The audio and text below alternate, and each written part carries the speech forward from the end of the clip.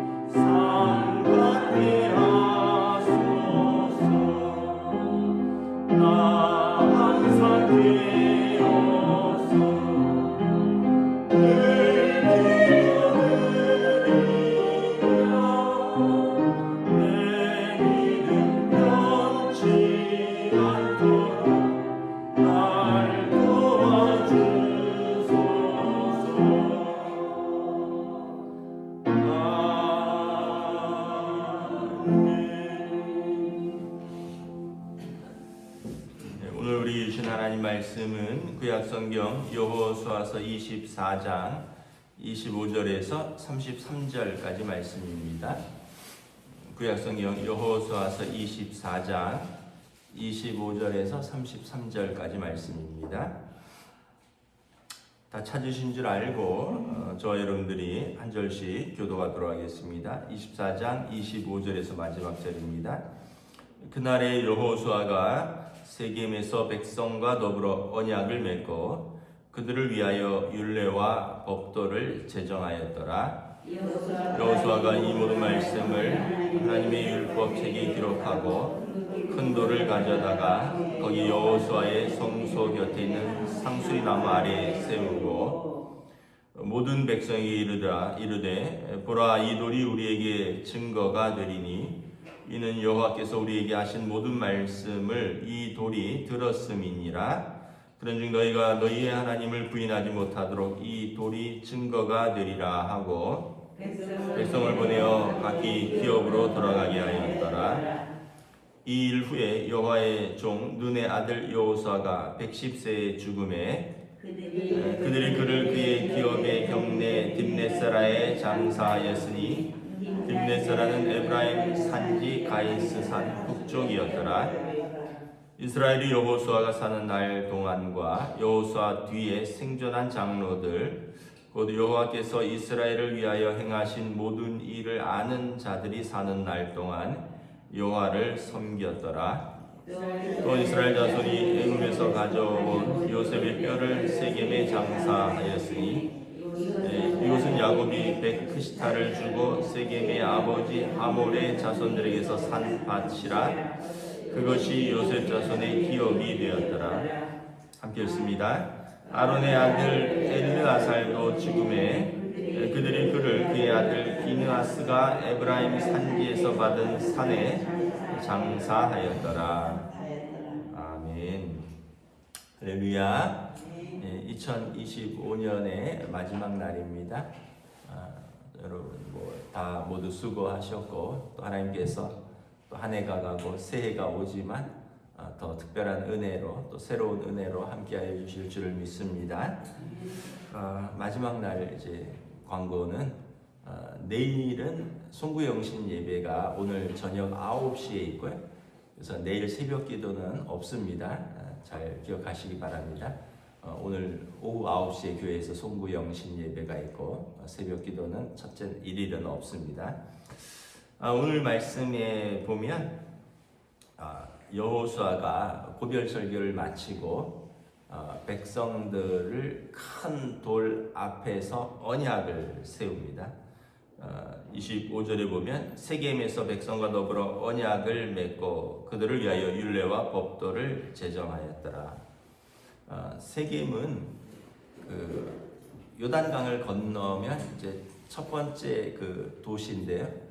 모세도 모세가 아니라 그 아브라함도 가나안 땅으로 들어와서 세겜에서 제일 먼저 이제 그 제단을 쌓았다라고 창세기 기록되어 있고, 오늘 여호수아도 세겜에서 언약을 갱신하고요. 또 32절에 보면 그 요셉의 뼈를 애굽에서 요셉이 총리로 죽었잖아요. 그러니까 400년 된 요셉의 무덤에서 그 뼈를 가져와서 세겜에 묻었다. 그러니까 세겜은 그들이 그 막 떠돌아다니다가 이제 그 쉽게 말하면 선산에 묻히는 그런 장소인 거죠. 아브라함도 그 본토 친척 아버지 집, 원래 집은 메소포타미아였는데 하나님이 떠나라 해서 떠나서 제일 먼저 와서 제단을 쌓은 곳이 세겜이고, 오늘 여호수아가 그 백성을 이끌고 약속의 땅에 들어와서 제일 마지막에 언약을 재갱신한 곳이 세겜이고, 또 그들의 조상 12지파의 뿌리죠. 아버지 요셉이 이제 야곱, 그리고 요셉 요셉이 그 이제 그 애굽 땅에서 뼈를 가져와서 나를 애굽 땅에서 너희들이 하나님께서 너희를 그 적과 꿀이 흐르는 땅으로 인도하실 때 내 뼈를 가지고 가라. 그래서 그 뼈를 가지고 와서 세겜에 장사했다. 그러니까 약간 상징적인 장소입니다. 그 본향 같은 자리인 거죠. 가나안 땅의 입구 본향 같은 그곳에서 이제 26절에 보면 여호와의 성소 곁에 큰 돌을 가져가서 세웁니다. 실로에 여호와의 성소가 있었는데 이제 세겜으로 가져와서 이제 성소는 장막이니까 이제 그곳에 여호와의 그 텐트를 치고 큰 돌을 가져와서 세우고, 그리고 하나님과 백성이 이제 언약을 재갱신하는 겁니다. 그 언약은 출애굽기 19장 20장에 있는 그 언약입니다. 너희가 하나님을 사랑하고 하나님의 법을 청종하면 하나님께서 너희의 하나님이 되고 너희는 그의 백성이 되리라. 이 언약입니다. 큰 틀은 하나예요. 너희가 하나님을 사랑하면 하나님이 너희의 하나님이 되리라. 그겁니다. 그리고 그들에게 주어진 계명들이 있죠. 왜냐하면 사랑하면 계명을 지켜야지. 말은 사랑한다 그러고 계명을 안 지키면 사랑하는 게 아니죠. 그런데 계명을 지킬 때 하나님 사랑의 언약이 확실해지고, 그래서 그들에게 그 언약을 맺고 율례와 법도를 제정하는 것입니다. 그리고 이것을 다시 하는 것이고요. 27절에 보면 너희가 이 너희 하나님을 부인하지 못하도록 이 돌이 증거가 되리라. 세겜에 세운 큰 돌은 이스라엘이 지나갈 때마다 우리가 여기서 하나님과 언약을 재갱신했지 이러면서 다시 하나님의 언약을 상기하는 겁니다. 우리도 뭐 결혼 기념일날 무슨 행사를 하고 또 어떤 생일날 또 가족이 모여서 하듯이 특별한 날은 기억을 하는 거죠. 이 돌은 특징이 뭐냐면 변하지 않는 거예요. 아마 이제 특별히 어디로 옮기지 않으면 큰 돌은 100년이 지나도 그대로 있을 것이고 아주 큰 돌은 1000년이 지나도 그대로 있을 것입니다. 제가 뭐 1000년 전에 설악산에 울산바위가 있었는지는 잘 모르겠지만 아마 그때도 있지 않았을까. 왜냐하면 그렇게 큰 바위는 뭐 없어질 수가 없거든요. 바람과 뭐 비에 깎일 수도 있겠지만 그렇게 큰 거는 아마 조선시대에도 있었을 것이고 고려시대에도 있고 아마 그러지 않았을까. 그래서 돌은 변하지 않는 것의 상징입니다. 이 하나님 앞에서 변하지 않는 이 언약을 이야기를 하는 거예요. 그리고 백성들이 돌아갑니다. 그리고 29절에 여호와의 종 눈의 아들 여호수아가 110세에 죽었다 기록하고 있습니다. 여호수아를 시작할 때는 모세의 종 여호수아가 이렇게 나오는데 이제 여호수아를 마칠 때는 여호와의 종 여호수아가 110세에 죽었다. 그래서 죽을 때 그 사람이 어떤 사람인가 최종 평가된다라는 것입니다. 그는 하나님의 신실한 종이었다라는 것입니다. 31절에 보면 이런 말씀이 나옵니다. 이스라엘이 여호수아가 사는 날 동안과 여호수아 뒤에 생존한 장로들 곧 여호와께서 이스라엘을 위하여 행하신 모든 일을 아는 자들이 사는 날 동안 여호와를 섬겼더라. 여호수아는 출애굽 1세대들이고요. 그리고 아마 여호수아 뒤에 생존한 장로들은 출애굽 2세대일 것입니다. 광야에서 태어나서 그 광야 생활도 보았고 이제 정복 전쟁에 직접 참여한 사람들입니다. 출애굽 1세대와 2세대가 있는 동안에는 그들이 하나님을 잘 섬겼다. 그러니까 여호수아와 그리고 그 함께했던 장로들이 그들의 자녀들과 그 신앙생활을 위해서 힘썼다라는 것을 알 수 있죠. 반면에 이 말에는 어떤 의미가 있냐면 여호수아와 그 뒤에 생존한 장로들이 죽은 이후에는 그 자녀들이 하나님을 제대로 안 섬겼다 이런 말이 의미되어 있습니다. 그러니까 우리로 말하면 이런 거예요. 아버지 살아계실 때는 신앙생활을 했다라는 거예요. 근데 아버지 엄마 돌아가시고 나니까 시원찮게 하다가 어느 순간 안 하게 되더라. 또는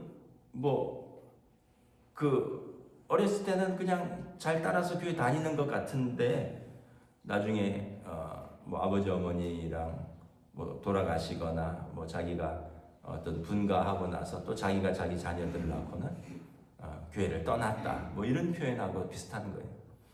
그래서 좀 이게 슬프고 마음 아픈 일이고 또 시대의 변화 속에서 참 여호수아가 그 24장, 23장에 불을 토하면서 설교를 하잖아요. 그래 세상에 신들이 많다. 애굽의 신도 있고 이 땅 가나안 땅의 신들도 있고 메소포타미아의 신들도 있고 너희가 오늘날 택할 자를 섬겨라. 나와 내 집은 여호와만을 섬기겠노라. 그랬더니 백성들이 우리도 하나님만을 섬기겠습니다. 이렇게 말하고 이렇게 하나님의 성소 곁에서 큰 돌 곁에서 언약을 맺었는데 한 세대가 가고 또 한 세대가 가면서 끊어지고 잃어버리는 결과를 가져왔다라는 것입니다.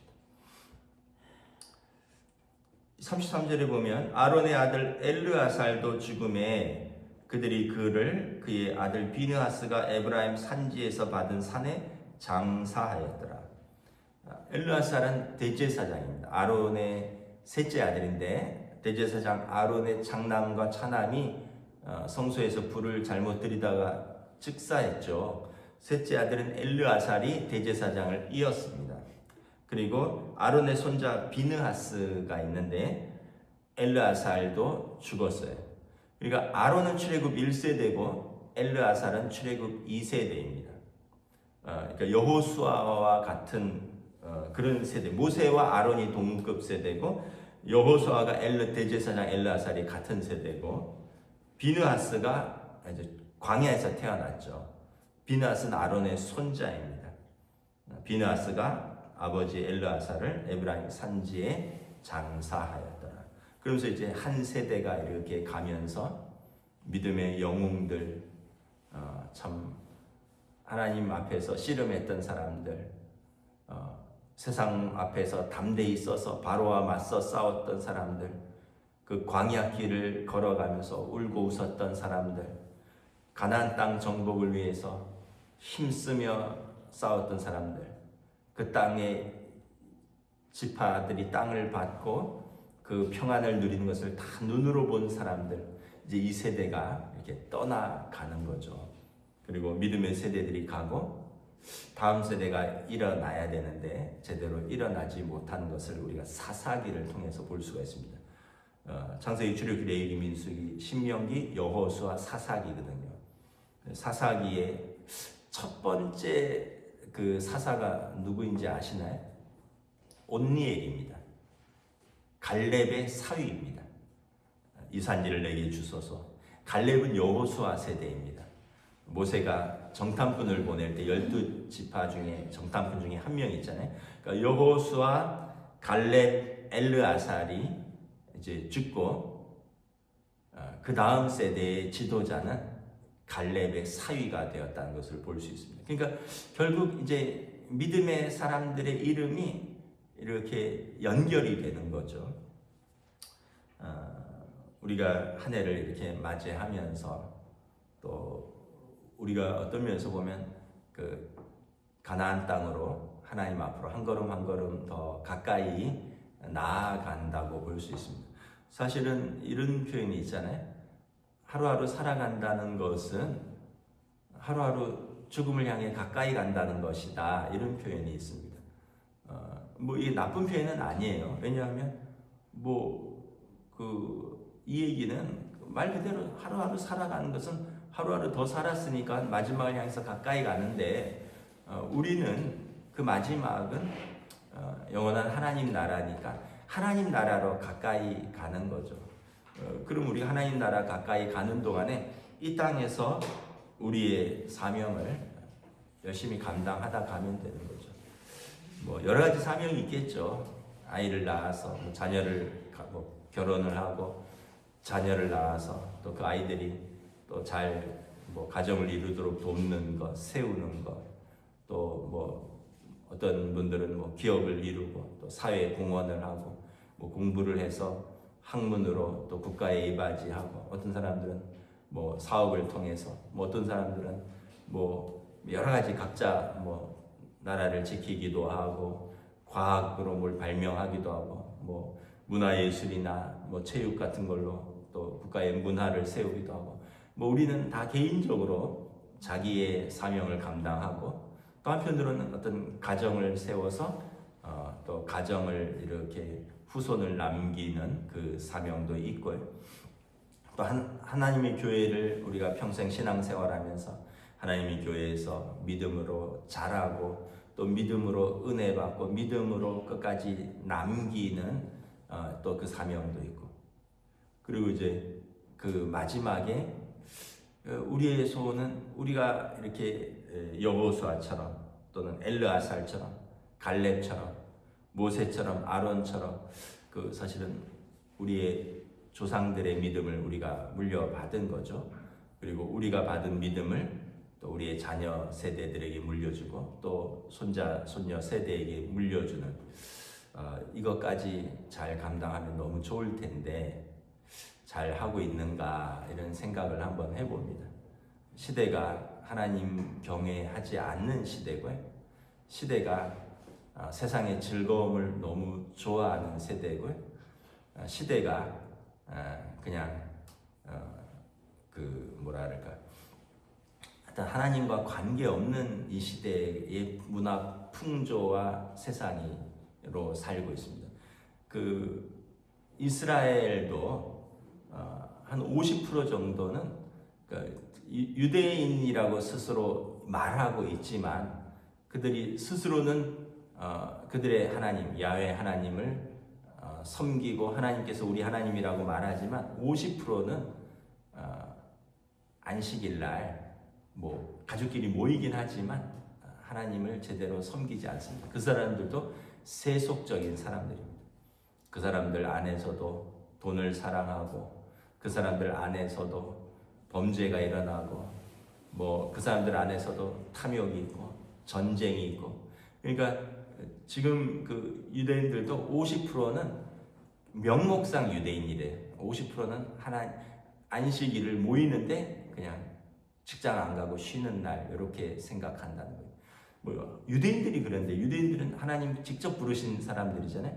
그럼에도 불구하고 유대인도 50%는 명목상 유대인인데 하물며 이 그리스도인들 중에 많은 사람들이 명목상 그리스도인. 나 교회 다녔어요.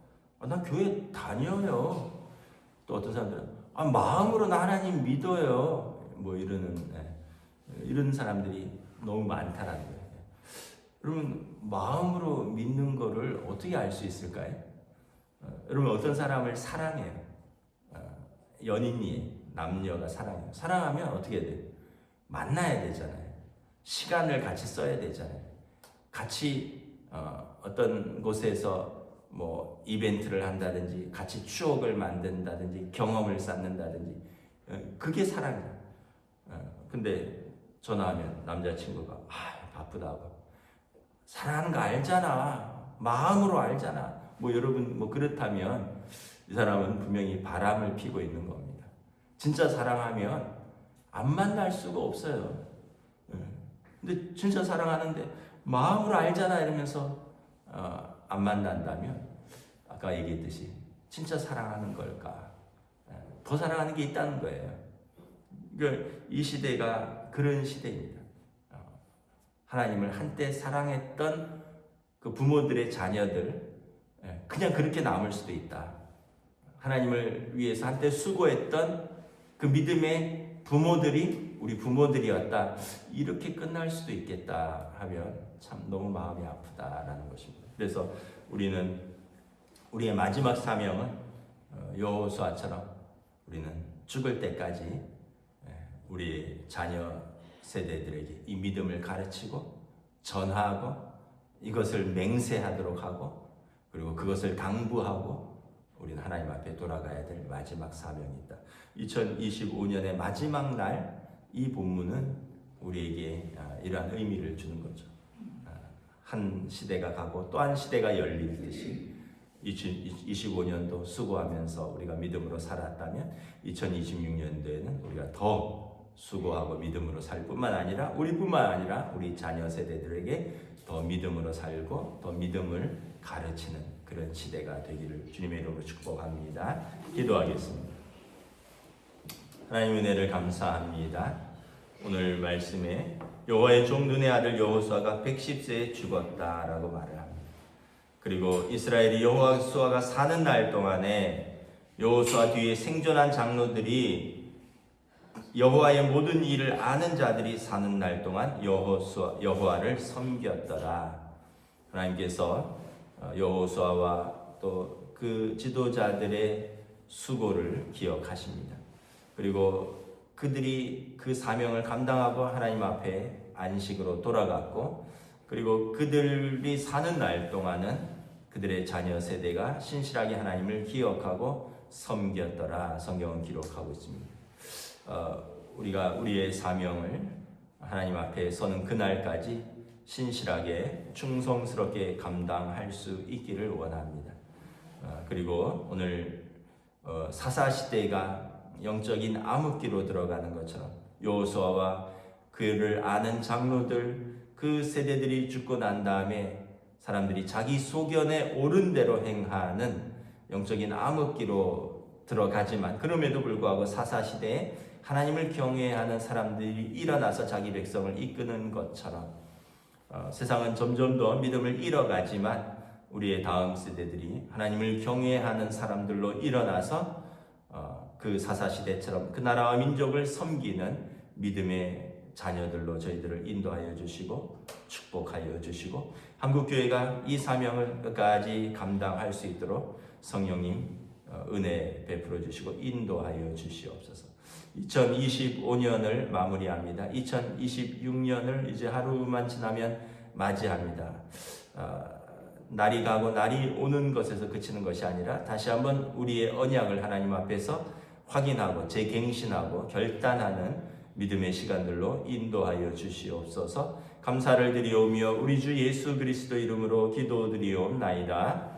아멘. 하늘에 계신 우리 아버지, 아버지의 이름을 거룩하게 하시며 아버지의 나라가 오게 하시며 아버지의 뜻이 하늘에서와 같이 땅에서도 이루어지게 하소서. 오늘 우리에게 일용할 양식을 주시고 우리가 우리에게 잘못한 사람을 용서하여 준 것 같이 우리 죄를 용서하여 주시고 우리를 시험에 빠지지 않게 하시고 악에서 구하소서. 나라와 권능과 영광이 영원히 아버지의 것입니다. 아멘.